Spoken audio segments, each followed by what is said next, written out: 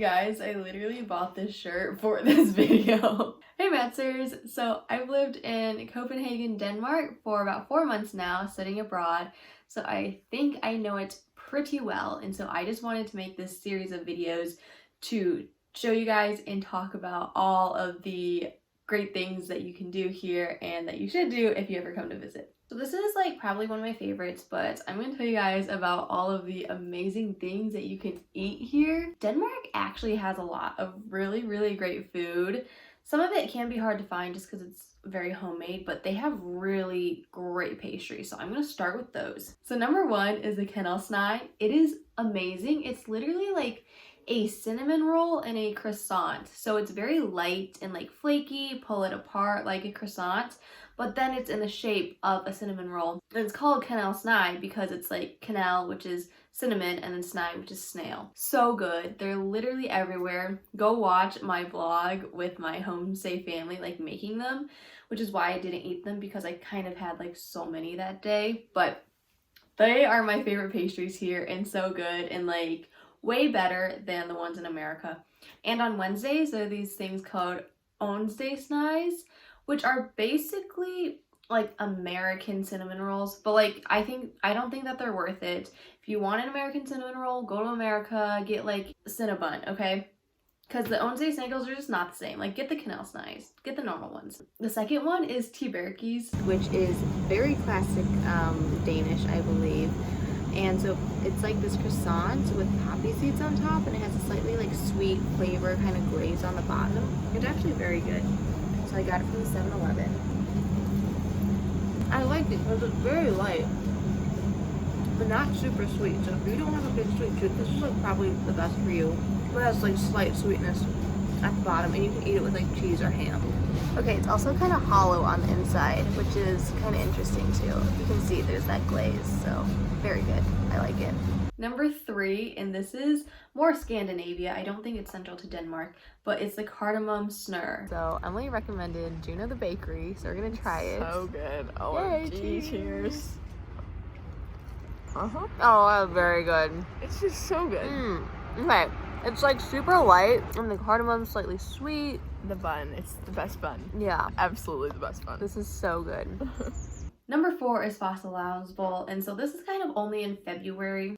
Denmark has kind of like a Halloween. It's not really Halloween, but kind of similar to Halloween, where they have these pastries, and they are just amazing. It's basically like kind of croissant-y, very light bread with cream in it as well, and it's just like so good. I love these, and I regret not buying them when in February when they were selling them because they don't sell them for a long time. Number 5 is Flødeboller, and so these are actually super cool. Basically the bottom layer is marzipan, and then inside of it it's like marshmallow fluff kind of, and then covered in chocolate cut into it, and it's just like marshmallow fluff, and it's really great. Very sweet, really a great treat. Then number 6 is the classic Danish. So I went to St. Peter's Bakery, which is the oldest bakery in Copenhagen, and I got my Danish, which actually, fun fact, they call this Wienerbrød. I think it originated in Denmark, but then they like brought in bakers from Vienna, Austria, who like helped make it. I don't know, but here they call it Wienerbrød, which is weird because in America we call it a Danish. It is like a croissant with some like vanilla pudding in the center. Here we go. So far, I really like this outside, very light, like a croissant. Not crunchy though, like I thought the top would be a little crunchier. It's also not warm, so it doesn't taste that fresh. With this kind of vanilla pudding. Kind of the top is kind of firmed up. Like if you leave melted cheese in the freezer, and kind of gets that like plasticky glaze. Very eggy, very sweet, and kind of like an eggier Bavarian cream that would be in a donut. So this is actually very good. Okay, number 7, super classic for lunch, is Smørrebrød. So here we have the classic Danish Smørrebrød. It's basically, well, Emily got the shrimp, but mine has the classic fish, and then this is like a remoulade, which is kind of like mayo on rye bread. Very good. The fish, very good. This is really nice fish. It's called place fish, very Danish. Number 8, which is something that I did not know, but Denmark is known for their hot dogs. So I got this classic Danish hot dog. They really load it up with a lot of things. My favorite are the crispy onions, as well as the chocolate milk, which is what you're supposed to eat it with. I'm super excited because I love chocolate milk, so we're gonna try this. It's in a nice glass bottle. Oh, that's really good. Wow. Here's the hot dog. I think they fry it. So it has a little bit of a crispy outside. And of course, like the toppings on it are also really fantastic. I'm gonna start adding crunchy onions to literally everything because they're so good. And I'm normally not a big pickle girl, but it works on this. And it's nice that the bun is also slightly toasted. I'm gonna have to compare and contrast to Chicago hot dogs. I haven't had one of those in a while. But chocolate milk, 10 out of 10 recommend. And finally, number 9 is Flæskesteg. I'm sure you can find it at some restaurant somewhere, but I had this because my host family made it for us a couple times. Literally, like, amazing.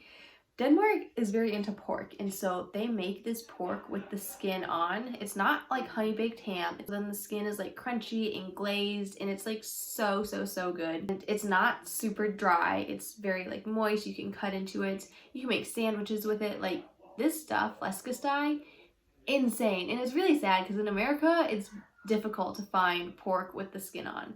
But if you have the opportunity to try Flæskesteg, like you will not regret that. Another thing that is very Scandinavian is like salty licorice. Oh, man. I just can tell it's dense. Yeah. Oh. Oh, this one is not good. Oh, it says it's salty and hard. Well, Maddsters, thank you guys so much for watching. I hope this was helpful and informational, and just the pastries here, so underrated. I had no idea that Denmark had all these pastries, but I 10 out of 10 recommend you trying them. Go to the 7-Elevens. They're literally everywhere. Very nice 7-Elevens. The pastries there are actually really good and fairly priced. Otherwise, you can go to any of the bakeries. There are so many cafes on all the streets, so you should not have trouble finding any of these pastries. Thank you guys so much for watching. Let me know if you have any other questions. Bye, Maddsters!